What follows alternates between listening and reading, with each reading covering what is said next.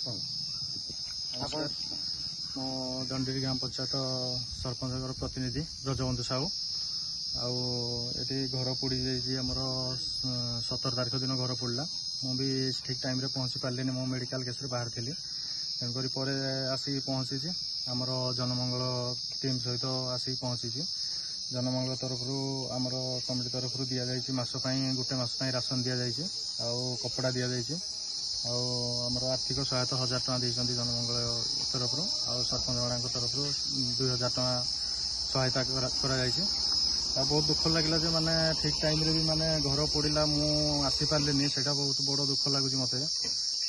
आसिक माने कि जी साहय पारा साहय कली जनमंगल तरफ कमिटी को भी बहुत बहुत धन्यवाद देवी से आसिक जेहेतु गोटे मसपाई आम राशन देखते गरीब सहायता कर बहुत बहुत धन्यवाद।